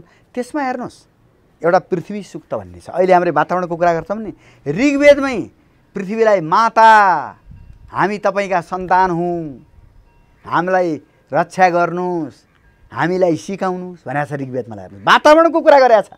र विवाह सूक्त छ, विवाह सूक्तमा पति पत्नीले बहुत सुखका साथ दाम्पत्य जीवन याचन गर्नु भनेको छ। र वैदिक युगमा के देखिन्छ भन्दा त्यहाँतिर धेरै महिलाहरू पनि विद्वान छन् है। र वैदिक युगमा महिलालाई त्यो चाहिँ थिएन, कहाँनिरबाट समस्या उत्पन्न भयो भन्नुहुन्छ भने यो कुरा राजा राममोहन रायले 1874तिर इन्डियामा र स्वामी दयानन्द सरस्वतीले 1875मा आर्य समाज स्थापना गर्दा भनेका छन्, वेदका मन्त्रहरू शुद्ध छन्, त्यसमा यो जातिका बिचमा कुनै भेदभाव छैन, यो ज्ञान सबैका लागि हो, पठन सबैका लागि हो, ब्रह्म एउटा हो, ईश्वर एउटा हो, बाहुनका ईश्वर अलग अरूका होइनन्, यो शास्त्र सबैका लागि हो, बाहुनको शास्त्र यो होइन, यो मानवको शास्त्र हो भनेका छन्। र पश्चिमले चाहिँ त्यसरी नै बुझेको हुनाले उनीहरूले यसभित्र के गणित छ भनेर गणितका खोजीका लागि, यसभित्र के विज्ञान छ भनेर साइन्सको खोजीका लागि, यसभित्र के भाषा विज्ञान छ भनेर ल्याङ्ग्वेजका खोजीका लागि, यसभित्र कस्तो समाज छ, मान्छेको व्यवहार कस्तो छ, चिन्तन कस्तो छ, के हाम्रा पुर्खा असभ्य जङ्गली नै थिए त हो, प्रत्येक शब्द बोल्दा कसरी बोलेका छन्, श्रीमतीलाई कसरी सम्बोधन गरेका छन्, छोराछोरीलाई कसरी सम्बोधन गरेका छन्, हो त्यो कुरा खोज्नका लागि, अनुसन्धानका लागि। हामी गहिरो तरिकाले गएनौँ, उनीहरू गहिरो तरिकाले। एकदम, हामी किन गहिरो तरिकाले हामी सतही भयौँ, त्यसको कारण छ। वेद नै हाम्रो समग्र ज्ञानको स्रोत हो। 4 वेदका मन्त्र नै स्रोत हुन्। त्यसैलाई पहिलो व्याख्या ब्राह्मण ग्रन्थले गर्यो, त्यसैको दार्शनिक कुरा उपनिषद्ले ल्यायो, त्यसैलाई अझै दार्शनिक रूपमा षड्दर्शनले ल्यायो र तिनैका एउटा एउटा विचार हेर्नुहोस् है। दर्शन त्यही वेदका एउटा दुईटा विचार गीताले, एउटा दुईटा विचार तपाईँको महाभारतले र एउटा दुईटा विचार प्रत्येक पुराण र उपपुराणले साहित्यले लिएका हुन्। तर उनीहरूले व्याख्या यसरी गर्दै गए जातका अनुसार, पोलिटिक्स अनुसार। हेर्नुहोस् पछि गएर के भयो भन्नुहुन्छ भने क्षेत्रीहरू शासक भए। उनीहरूले शासन कसरी लम्ब्याउने भन्दाखेरि यो सिप भएको जात जति, हेर्नुहोस् सुनको काम गर्ने, काठको काम गर्ने, तामाको काम गर्ने, फलामको काम गर्ने, ल हेर्नुहोस् है, यी सबै काम गर्ने, कपडाको काम गर्ने, यी तपाईँको चाहिँ दमाई, तपाईँको कामी, यी छालाको काम गर्ने सार्की, यी तपाईँको चाहिँ के भन्दाखेरि कामी, अब तपाईँको अब टोटो भन्छ हाम्रो चाहिँ के भन्दाखेरि अब ताम्राकार, ल हेर्नु सुनको काम गर्ने सुधार, यी सबै चाहिँ के भन्दाखेरि तपाईँको चाहिँ स्किल्ड क्लास भनौँ न, सिप वर्ग, एकदम शिल्पीहरू, सिपयुक्त वर्ग जससँग सिप थियो, स्किल थियो। बाहुन छेत्रीसँग त केही पनि छैन, फटाइ छ नि त। ल हेर्नुहोस् यी फटाहरूले के गरे त भन्दा यो सिपयुक्त वर्गलाई, जोसँग आर्थिक सिप छ, ब्याङ्किङको कुरा गरेका छ, जसले चाहिँ तपाईँको चाहिँ के भन्दाखेरि अब यो राम्ररी गाई पाल्न जाने छ, भैँसी पाल्न जाने छ, गोरु पाल्न जाने छ, घोडा पाल्न जाने छ, जसले चाहिँ खेती राम्रो गर्न जाने छ, यो चाहिँ के भन्दा वैश्य वर्ग र शूद्र वर्गलाई के भने यसलाई नियन्त्रण गर्नुपर्छ र समग्र स्रोत यिनीहरूले कमाउँछन्, हामीले शासन गर्न सक्छौँ भन्ने यिनीहरूको तिगडम पुराणमा आएर देखियो। र सबै पुराणमा गएर हेर्नुहोस्, सबै स्मृति ग्रन्थमा गएर यी क्षेत्री र बाहुनहरूको त्यो चाहिँ के भन्दाखेरि साँठगाँठले वेदले भनेको कुरा उल्टो व्याख्या भयो। योभन्दा अगाडि नि ठिक छ, अझै म कहाँनिर आयो भने जस्तो हाम्रो नेपाली समाजमा यो संस्कृत वाङ्मय छ नि, संस्कृत वाङ्मयलाई सकारात्मक रूपमा ल्याइएन, यसलाई शास्त्र अप्ठ्यारो र अव्यवहारिक जटिलताको रूपमा मात्रै बुझियो। जब पश्चिमाहरूले विश्वविद्यालय नै खोलेर यसको सुरुवात गरे, पढ्ने गहिराइमा पुगेर गरे, भित्रै भावसम्मै पुगेर गरे, हामी जान सकेनौँ। यसलाई किन कठिन रूपमा र समाजमा सकारात्मक रूपमा कहिले पनि ल्याइएन, संस्कृतलाई नकारात्मक रूपमा किन ल्याइयो? यसको एउटा त ऐतिहासिक कारण नै हो। वेदले जे भनेको थियो त्यो कुरो वेद हामीले पढेनौँ, किनभने मूल वेदमा छ यो रहस्य, अपहेलना गरियो के। त्यसो भएर वेदलाई हामीले मान्छे मरेका बेलामा चोख्याउनका लागि पढ्ने भइयो। ल हेर्नुहोस् है, पुराण हामीले कथा भनाइ गर्ने गइयो, जुन पुराणले जातीयताको कुरा गर्छ, छुवाछुतको कुरा गर्छ, भेदभावको कुरा गर्छ र शूद्रले वेद पढ्यो भने कानमा लगाएर चाहिँ के भन्दा पारा पगालेर हालिदिनु भन्छ। त्यो किन भन्दा शासक वर्गले त्यो चाहिँ सिप भएको वर्ग माथि आयो भने त त्यसले त शासन गर्छ नि त, राणा शासन जस्तो भयो, ऊ सिप छ नि त। हो त्यसो भएको हुनाले हिजो के भयो भन्नुहुन्छ भने बाहुनहरू जसलाई अलिकति वेदको ज्ञान थियो, जसलाई शास्त्रको ज्ञान थियो, त्यसलाई शासक वर्गले कसरी प्रयोग गर्यो भन्दा आफ्नो शासन सत्ता लम्ब्याउनका लागि राणाहरूले गुरुलाई कसरी प्रयोग गरे त? गुरुजी हामीलाई चाहिँ फलानी केटी मन पर्यो भनेपछि गुरुजीले शास्त्रका आधारमा त्यो केटीको जात चाहिँ माथि उकेलिदिने भएला। हेर्नुहोस्, र सारा समाजले कसरी बुझ्यो त पण्डितलाई? यो पण्डित भनेको त त्यो राणाजीको चाहिँ के भन्दाखेरि यो त चाहिँ चाटुकार पो रहेछ र यसको शास्त्र भनेको त त्यो चाहिँ के भन्दाखेरि तपाईँको यो जनता दबाउने एउटा हतियार रहेछ भनेर बुझ्यो। भनेपछि हाम्रै धर्मगुरुहरूले यसलाई बिगारे हो एकदम। र समाजको धर्मका ढोगीहरू छन् नि, जो दलितहरू मन्दिरमा पस्न पाइँदैन, दलितहरू मन्दिर छिर्यो भनेपछि राम्रो हुँदैन, होइन, कुनै न कुनै नराम्रो घटना घट्छ, दलितले मन्दिरमा पस्न बन्देज लगाउने, वेद पढ्न बन्देज लगाउने, यी धार्मिक गुरुहरू ढोगीहरूकै कारण आज वेद र संस्कृत भाषा समाजमा बहिष्कृत भयो। ढोङ्गी त नभनौँ, मैले त ढोङ्गी भन्दैन। मलाई के भयो भन्दा उहाँहरूले पनि मूल ग्रन्थ नपढ्या हुनाले उहाँहरू पनि त्यो व्याख्याको पौराणिक व्याख्याको जुन चाहिँ के भन्दाखेरि एक हिसाबले अति व्याख्या, त्यो यति लम्ब्याइयो त्यो कुरालाई वेदमा टेकेर त्यो अति व्याख्यामै मात्रै उहाँहरू सीमित हुनुभयो। उहाँहरूले मनुस्मृति त पढ्नुभयो, तर मैले भने नि वेदको जुन चाहिँ यजुर्वेदको 26 अध्यायको दोस्रो मन्त्र वेद जम्मैले पढ्न हुन्छ भन्ने, यजुर्वेदकै चाहिँ के भन्दाखेरि शुक्ल यजुर्वेदकै तपाईँको 26 अध्यायको दोस्रो मन्त्रमा पढ्नुहुन्छ भन्ने, 32 अध्यायमा यो म एउटै ईश्वर छु, म परमात्मा एउटै छु, यी विभिन्न रूप त मेरा विभिन्न कामका लागि आएका रूप हुन्, त्यसो भएर यी सबैलाई मैले सञ्चालन गरेको हुँ भन्ने चाहिँ कुरालाई उहाँहरूले मूल ग्रन्थमै हाम्रो समाजले हजारौँ वर्षदेखि हेर्नुहोस् है, हाम्रो समाज पछौटे भयो, आर्थिक विकासमा पछाडि पर्यो र शास्त्रलाई हामीले त्यसरी नसमातेको हुनाले हाम्रो समाजले ती शास्त्रलाई गलत ढङ्गले बुझ्यो र जसले शास्त्र बुझेका थिए उनीहरूले समाजमा नकारात्मक प्रभाव दिए। र हजुरलाई एउटा कुरा भन्छु, भारतको आन्दोलनमा, बेलायत विरोधी आन्दोलनमा फेरि यी शास्त्र बुझेका मान्छेहरू थिए। राजा राम मनोहर राय जस्ता मान्छे थिए, दयानन्द सरस्वती जस्ता मान्छे थिए र अरविन्द रोय जस्ता वेद पढेका विद्वानहरू थिए, बाल गङ्गाधर तिलक जस्ता वेद पढेका विद्वान मान्छे थिए। महात्मा गान्धीले स्वयं प्रत्येक दिन उहाँले आन्दोलन पछि आएर गीता पढ्नुहुन्थ्यो र जब उहाँ थाक्नुहुन्थ्यो गीता पढेपछि उहाँले ऊर्जा पाउनुहुन्थ्यो। र यसरी भारतीय स्वतन्त्रता आन्दोलनमा गीता चाहिँ त्यहाँको चाहिँ गलत प्रशासनका विरुद्ध अर्जुनलाई श्रीकृष्णले के भनेका छन्, यो अन्यायी शासन, यो दुर्योधनको धृतराष्ट्रको अन्यायी शासनका विरुद्ध अर्जुन डरो गरी उठ, अर्जुन नडराऊ, अर्जुन तिमीले युद्ध गर भन्नुभएको छ। त्यो कुरालाई भारतीय स्वतन्त्रता सङ्ग्राम सेनानीले कृष्णले भनेको कुरा हामीले बेलायतको विरुद्ध, हाम्रो चाहिँ के भन्दाखेरि उपनिवेश बनाउनेका विरुद्ध हाम्रा शास्त्रले हामीलाई भनेअनुसार चल्नुपर्छ भने हुनाले त्यहाँ शास्त्र साथमा उभिए, शास्त्र जनताको भयो। हाम्रो यहाँ त गीता कसले पढ्यो भन्दाखेरि शुक्रराज शास्त्रीले पढे, शुक्रराज शास्त्रीका बाउले पढे, उनीहरूलाई झुन्ड्याइयो। किन भन्दा उनले के बुझेका थिए भन्दा ठिक बुझेका थिए, गीताले राणाका विरुद्ध लड भन्ने बुझेका थिए। त्यो बुझ्नेलाई त हाम्रो समाजले र राणाका गुरुहरूले के भने त त्यति बेलाका चाहिँ के भन्दाखेरि पुरोहितहरूले, त्यति बेलाका राणाका गुरुहरूले हाम्रो शुक्र नीति अनुसार त सरकारको विरोध गर्नेलाई त झुन्ड्याउनुपर्छ। अब हेर्नुहोस् है, अब शास्त्र हाम्रोमा बोकेको मैले एउटा मान्छे धरानको छविलाल पोखरेल उहाँ बित्नुभयो। उहाँले हेरालाल विश्वकर्मा, तिहार विश्वकर्मा र नारद मुनि थुलुङ यी जम्मैलाई उहाँले के भन्दा व्रतबन्ध गर्नुभएको थियो। आफ्ना छोरीहरूलाई सबैलाई व्रतबन्ध गर्नुभएको थियो। जहाँसम्म व्रतबन्धको प्रसङ्ग छ है, हेर्नुहोस्, व्रतबन्ध भनेको अब म स्कुल जाने उमेरको भएँ, म अब गुरु गाँ गएर भात पकाएर खान सक्छु। त्यति बेला त भात पकाउनु पर्थ्यो नि। गुरुका गाई मैले हेर्न सक्छु, गुरुको सेवा गर्न सक्छु। त्यति बेला फेरि अहिलेको जस्तो पढाइ होइन नि।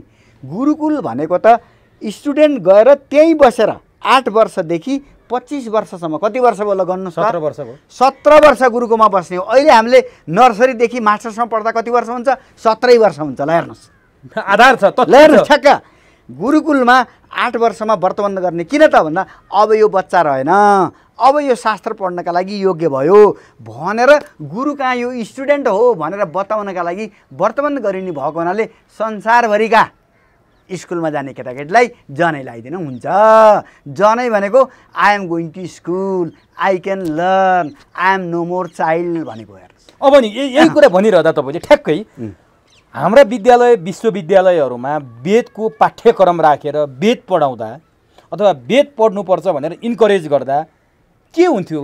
त्यो किन भएन? त्यो कतिको सम्भव छ? विद्यालयमा वेदको पाठ्यक्रम राखेर विद्यालय तहदेखि पढ्दै आउने वातावरण बनाइदिउँ न त, के हुन्छ? होइन, त्यो हजुरले एकदमै उपयुक्त कुरा भन्नुभयो। पहिलो कुरा त यस्तो हो नि त, हाम्रो समाजमा हुन त नजिकको तीर्थ हेला भने जस्तै होइन त, कहिले कहिले अब वेदान्तहरू हाम्रो साह्रै नजिकका भएको हुनाले हाम्रा बाबुले बाजेले पढ्ने, अब त्यसको अर्थ कसरी नजान्ने, अर्थ जान्नुहुन्न भन्ने। मै सुवेदी हुँ, सुवेदी भने राम्रो वेद पढ्ने भनिन्छ, मलाई वेदको बारेमा थाहा छैन। स्कुल लेभलदेखि भएको भए त मैले पढ्थेँ होला नि त। एकदम त्यसो भएको हुनाले पहिला कुरो त हामीले चाहिँ वेदकै आधारबाट के कुरा हाम्रो समाजलाई बुझाउनु पर्यो भने वेदले यो विभेद गर्दैन, वेद पढ्न सबैलाई छुट छ, वेदको ज्ञान मानवका लागि ज्ञान हो। त्यसो भएको हुनाले नै जर्मन, फ्रेन्च, अब अमेरिकनहरू र सारा संसारले, चाइनिजहरूले, जापानिजहरूले सबैले वेद पढेका छन्। यो बाहुनको विद्या भएर अथवा पुरोहितै गर्नका लागि होइन। यसभित्रको गणित, यसभित्रको ज्योतिष, यसभित्रको छन्द, यसभित्रको साहित्य, यसभित्रको शिक्षा र मैले भने नि गुरुका आश्रममा गइसकेपछि 8 वर्षमा गएपछि ऊ 25 वर्षको हुँदाखेरि ऊ फर्केर आएर बिहा गरेर गृहस्थी गर्ने हो। त्यति बेलासम्म गुरुकैमा बसेर उसले गुरुको सेवा गर्ने। गुरुको सेवा नै फिस हो। गुरुले बोलेपछि बल्ल त्यो वेदलाई उच्चारण गर्ने भएको हुनाले त्यसलाई आम्नाय भन्छ। आम्नाय भनेको के भन्दा गुरुले उच्चारण गरेपछि उच्चारण गर्ने, त्यसैलाई श्रुति पनि भनिन्छ। श्रुति भनेको कानले सुनेर एउटा लयमा जान्छ नि वेद, हैन? ठ्याक्कै गुरुले जसरी पढ्नु भएको छ त्यही अनुसार। धेरै वर्षमा त छापा थिएन नि, छापा नभएको बेलामा यी वेदहरू कसरी जोगाइए भन्दा हजुरले भने जस्तै सुवेदी भनेको राम्रो स्वरमा वेद पढ्ने भने हो, त्यस्तै चतुर्वेदी भनेको 4वटै वेद कण्ठ भएको, त्रिवेदी भनेको 3टै वेद कण्ठ भएको, द्विवेदी भनेको 2टै वेद कण्ठ भएको, यसरी कण्ठ गर्ने परम्पराबाट वेदलाई जोगाइयो। तर गल्ती कहाँ भयो भन्दा वेदको अर्थसहित पढेको भए हामी यस्ता अन्धविश्वासी, यस्ता चाहिँ के भन्दाखेरि छुवाछुत दलित परम्परामा हामी जाने थिएनौँ। हो, अब यो वेद छुवाछुत र दलित परम्पराको बिचमा वेदमा कस्तो किसिमको उल्लेख छ, सम्बन्ध के छ, यो निकै टड्गारो विषय भएर आइरहेको छ सधैँ। वेदमा त मैले भने नि वेद चाहिँ यो ज्ञान सबैका लागि हो भनेको छ। पहिलो कुरो त यजुर्वेदको 26 अध्यायको दोस्रो मन्त्रले त्यो त भनिसक्नु सबैका लागि हो, त्यसो भएर वेदले नपढ भनेकै छैन। र अर्को कुरो वेदले म विभिन्न देवता त विभिन्न कामका लागि बनाएको छु, म एउटै हुँ, म ज्योति रूप हुँ भनेर भनेको छ। त्यसो भएर वेदले त विभाजन गरेकै छैन। वेद त कयौँ महिला नै विभाजन कसले गराइदियो त? वेदका धेरै महिला नै ऋषिहरू छन्। हेर्नुहोस् है, वेदका व्याख्याता याज्ञवल्क्यको श्रीमती गार्गीले त याज्ञवल्क्यलाई शास्त्रमा आचु पारेकी छन्। र शुक्ल यजुर्वेद माध्यन्दिनी शाखा भनेर जुन नेपालमा पढिन्छ त्यो चाहिँ याज्ञवल्क्यकै टिप्पणी हो। तिनैकी श्रीमती त्यति बेलाकी सबभन्दा ठुली विदुषी थिइन्। हेर्नुहोस्, त्यस भएर यो त स्मृति युगमा आएपछि जब चाहिँ यी राजाहरूका हातमा जब सत्ताहरू पोलिटिकल पावर कन्सन्ट्रेट भयो, जब राज सत्ता चाहिँ कन्सन्ट्रेट भएपछि राजसत्ताले आफूलाई कसरी बलियो बनाउने भन्दा सजिलो उनीहरूले यो चाहिँ वर्ण व्यवस्थालाई जाति व्यवस्थामा परिणत गरिदिए। जाति भने जन्म हो है, फेरि हेर्नुहोस् अब जन्मजात गरिदिए। बाहुन गुरुको छोरो गुरु भयो, छेत्रीको छोरो छेत्री भयो। अब तपाईँको मुसो देखेर डराउने छेत्री हुन्छ त वेदका हिसाबले? वेदले त छेत्रीको लक्षण गनाएको छ। सुरो गाउँलाई चाहिँ के भन्दाखेरि सुरक्षा दिन सक्ने, बोलियो शस्त्र चलाउन सक्ने र गुरुबाट शास्त्र सिक्न सक्ने, शास्त्र ज्ञाता र सबैलाई सम्मान गर्न सक्ने त्यस्तो सुरो मान्छे त्यो छेत्री हो। भनेपछि त त्यो त तपाईँको सिक्ने प्राप्त गर्ने क्वालिटी भयो नि त। बाहुनको छोरो पनि त सुरो हुनसक्छ क्या। अब तपाईँको चाहिँ जसले त्यो क्वालिटी नगरेर, त्यसो भएर वेदमा त वर्ण व्यवस्था भनेको त तपाईँको त इकोनोमिक डिभिजन हो नि त, स्किल डिभिजन हो नि त, जातीय विभेद छैन, होइन, जन्मजात हुँदै होइन। तर स्मृतिमा आइसकेपछि यो वेदको मैले भने नि तपाईँको चाहिँ के भन्दाखेरि संहिता ग्रन्थ, ब्राह्मण ग्रन्थ, आरण्यक ग्रन्थ र उपनिषद पछि, त्यसपछि जब तपाईँको चाहिँ के भन्दा रामायण युग आयो, रामायण युगमा हेर्नुहोस् है, रामायण युगमा 2टा दलितको प्रसङ्ग आउँछ। राम जङ्गलमा जाँदाखेरि सबरी भनेकी दलित हुन्, तिनी महिलाले टिपेका जुठा बयर रामले खाए, एउटी दलित महिलाले टिपेको बयर खाए।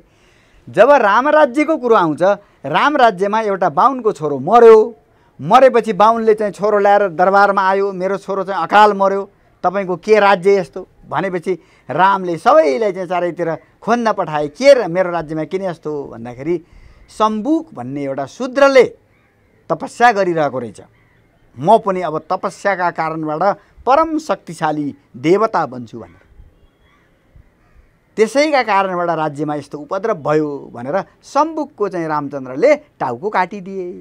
ल हेर्नुहोस्, अब रामायणमा स्पष्ट रूपमा जातीय दमनको कुरा आयो। ल हेर्नुहोस्, अब रामायणबाट जातीय दमनको कुरा सुरु भयो। उपनिषदहरूमा बृहदारण्यको उपनिषदमा अलिकति शूद्र भन्ने शब्दको त्यहाँनिर कुरा छ है, अलिकति प्रसङ्ग छ। अरू उपनिषदहरूमा जातीयताको कुरै छैन।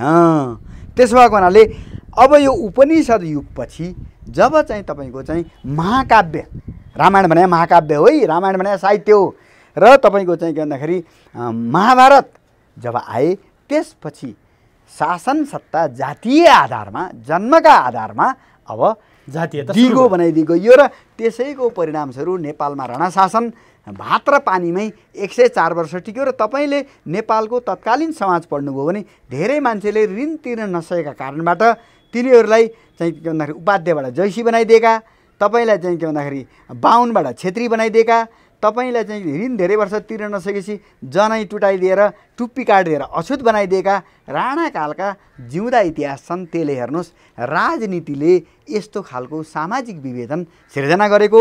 त्यसबाट हामीले हाम्रो समाजमा हाम्रा दलितहरूका बिचमा हाम्रा जनजातिका बिचमा सबभन्दा पहिलो कुरो त यो शास्त्र बाहुनको शास्त्र होइन, संस्कृत भाषा बाहुनको भाषा होइन, यो धेरै समृद्ध पुरानो भाषा हो। त्यसो हुनाले यो भाषा जसरी बोल्दा पनि हुने भएको हुनाले अहिले नासाका वैज्ञानिकहरूले सुपर कम्प्युटर बनाउँदा संस्कृतमा मात्रै जसरी बोल्दा पनि त्यो अर्को अर्थ लाग्दैन।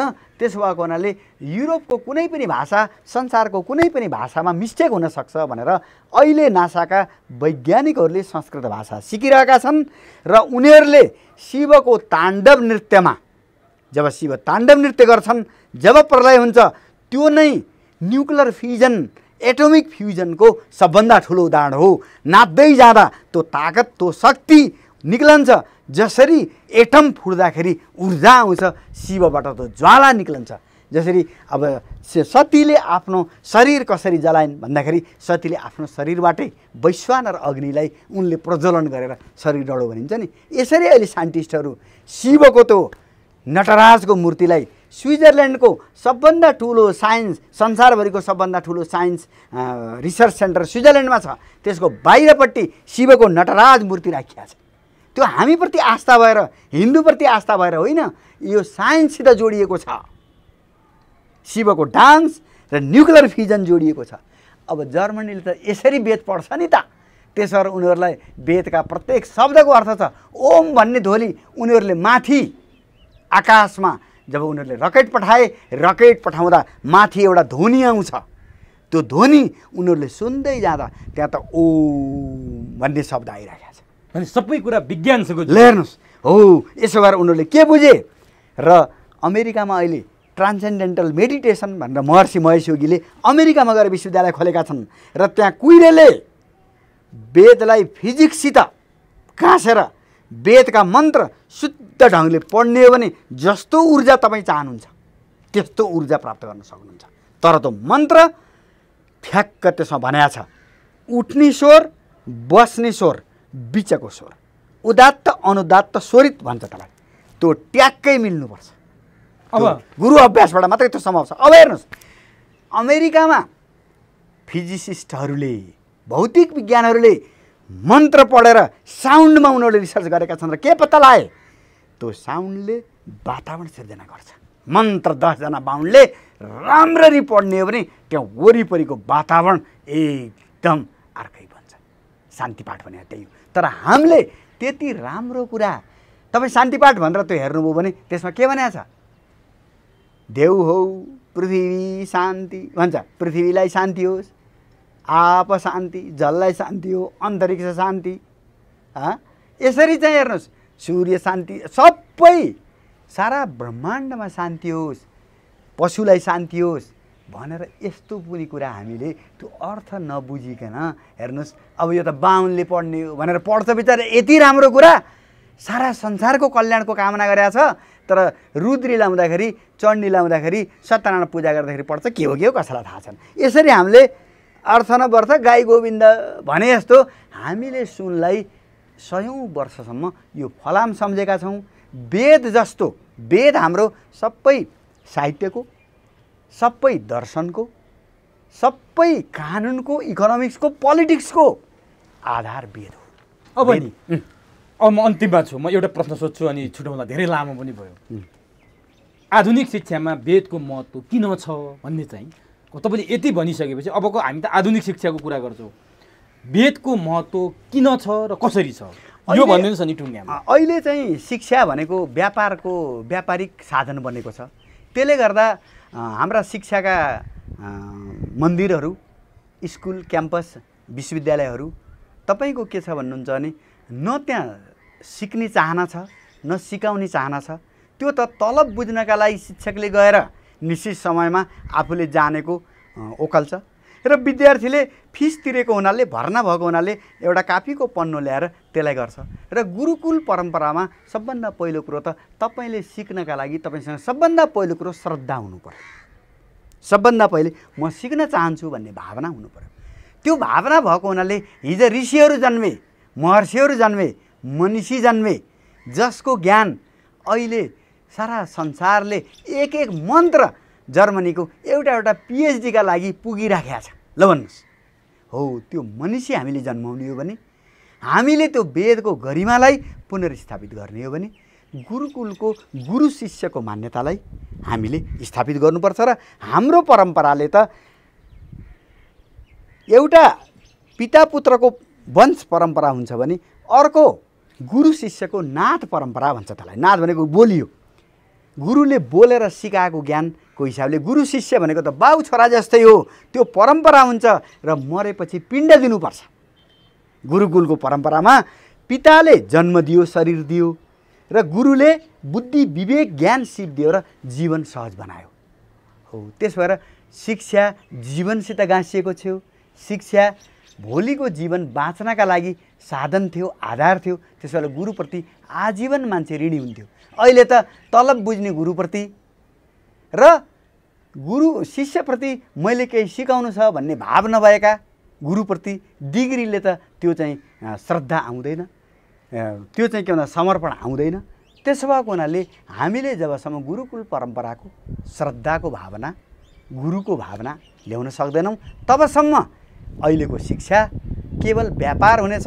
केवल चाहिँ तपाईँले केही किताब कण्ठ पारेको त्यो कम्प्युटर डाटा मात्रै हुनेछ।